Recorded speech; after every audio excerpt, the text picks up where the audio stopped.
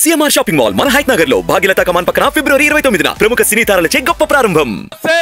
చంద్రబాబు లెక్కలేదు, పవన్ కళ్యాణ్ లెక్కలేదు, వేదిక పైన లెక్కలేదు, మీరు లెక్కలేదు. అందరినీ అణిచివేయడమే ఆదేశంగా పెట్టుకుని ముందుకు పోయే పరిస్థితికి వచ్చాడు. నేను అందుకే మిమ్మల్ని అందరినీ కోరుతున్నా, ఈరోజు మనందరి పైన ఒక పవిత్రమైన బాధ్యత ఉంది. వైఎస్ఆర్ కాంగ్రెస్ పార్టీని చిత్తుగా ఓడించి సైకో నుంచి రాష్ట్రాన్ని విముక్తి చేయాలి. సిద్ధమా తమ్ముళ్ళు అని మిమ్మల్ని అడుగుతున్నా, సిద్ధమా అని మిమ్మల్ని అడుగుతున్నా. ఈరోజు మీరు చూస్తే జగన్ విధ్వంసం, అరాచకాలను పరిస్థితి, దాడులు, కేసులు ఇవన్నీ పెట్టే పరిస్థితికి వచ్చారు. ఇంకో పక్కన ఈరోజు మీరు ఒకసారి చూస్తే ఒక్క విషయం ఈ తాడేపల్లిగూడెం సభలో చెప్పాలనుకుంటున్నాను. ఈ రాష్ట్రాన్ని ముఖ్యమంత్రి జగన్మోహన్ రెడ్డి రాష్ట్రంగా చూడడం లేదు, రాష్ట్రంలో ప్రజలున్నారన్న ఆలోచన లేదు. రాష్ట్రాన్ని కులాల మధ్య, ప్రాంతాల మధ్య, వర్గాల మధ్య విభజించి ఆయన అధికారం కోసం సర్వనాశనం చేయాలని ఆలోచిస్తున్నాడు. నేను ఒకటే మిమ్మల్ని కోరుతున్నాను, కులాలు కూడబెట్టవు. మంచి పాలకులు, మంచి ప్రభుత్వం మాత్రమే మన జీవితాలను మారుస్తున్నాయి. అట్లా కాకుండా ఒక చెడు వ్యక్తి వస్తే ఆ కులం వాళ్ళు కూడా సర్వనాశనం అయ్యే పరిస్థితికి వస్తారు. ఈ విషయం మీరు గుర్తుపెట్టుకోండి. అందుకే ఈరోజు మేము ఒకటే కోరుతున్నాం, ఆంధ్రప్రదేశ్ అంటే ఒక మంచి రాష్ట్రం. నా ఆలోచన, మిత్రులు పవన్ కళ్యాణ్ గారి ఆలోచన, తెలుగు జాతిని ప్రపంచంలోనే నెంబర్ 1 కమ్యూనిటీగా తయారు చేయాలనేది మా సంకల్పం. దీనికి మీరు సిద్ధంగా ఉండాలని మిమ్మల్ని అందరినీ కోరుకుంటున్నా. ఈరోజు మేమిద్దరం కలిసి పొత్తులు పెట్టుకున్నాం. మాకు ఏమి భేషజాలు లేవు. ఈ రాష్ట్రాన్ని కాపాడడం కోసం అవసరమైతే ఎలాంటి త్యాగాలు చేయడానికైనా మేము సిద్ధంగా ఉన్నామని మరొకసారి విజ్ఞప్తి చేస్తున్నా. ఏం తమ్ముళ్ళో మీరు సిద్ధమా అని మిమ్మల్ని అడుగుతున్నా. టీవీలు చూసే ఆడబిడ్డలో మీరు సిద్ధమా అని మిమ్మల్ని అడుగుతున్నా. ఇంకో పక్క ఎన్ని విధాలుగా ప్రయత్నం చేశారు పవన్ కళ్యాణ్ గారి మీద.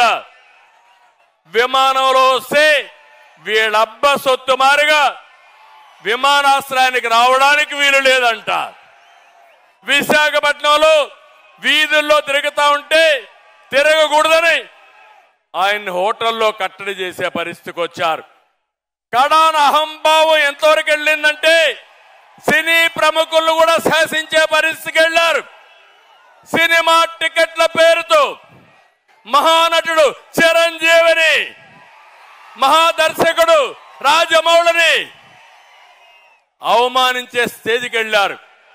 నేను బాధపడ్డా, చాలా వరకు నొచ్చుకున్నా. జీవితంలో ఇలాంటి జరగకూడదు అనుకున్నా, అలాంటి జరిగే పరిస్థితి వచ్చింది. అందుకే నేను మిమ్మల్ని అందరినీ ఒకే విషయం అడుగుతున్నా. వై నాట్ 175 అంటున్నాడు జగన్. మేము అడుగుతున్నాం, ఏమి పొడిచావని నీకు ఓటేయాలి.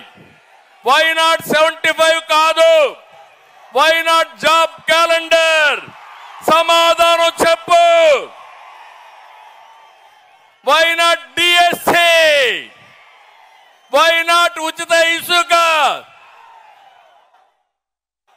ఇప్పుడే మిమ్మల్ని చూస్తా ఉంటే నాకు అనిపిస్తుంది, వై నాట్ 175 కాదు తమ్ముళ్ళు, వై నాట్ పులివెందల? అవునా కాదా? పులివెందల్లో కూడా ఓడించాలా లేదా? ఓడించాలంటే తాడేపల్లి శబ్దం పులివెందలకు నిలబడాలి. గట్టిగా చెప్పండి.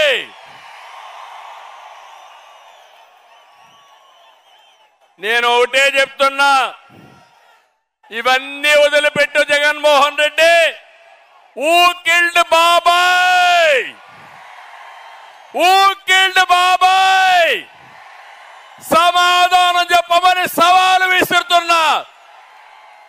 న్యాయమవునా కాదా యువత తమ్ముళ్ళు? ఇంకో పక్క జగన్ ఒక బ్లఫ్ మాస్టర్. అవునా కాదా? బ్లఫ్ మాస్టర్ అవునా కాదా? మామూలుగా బ్లఫ్ మాస్టర్ అంటే అబద్ధాలు పదే పదే చెప్పడం, రెండో చేయని పనుల్ని చేసినట్టు చెప్పుకోవడం.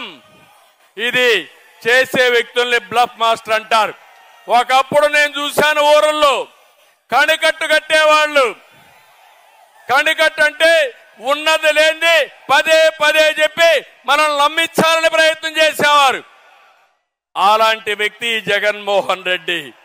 నేను అడుగుతున్నా, 25 మంది ఎంపీలు ఇస్తే ప్రత్యేక హోదా తెస్తా అన్నావు, తెచ్చారా అని అడుగుతున్నా. మద్యపాన నిషేధం చేస్తా ఉన్నావు, చేశావా అని అడుగుతున్నా.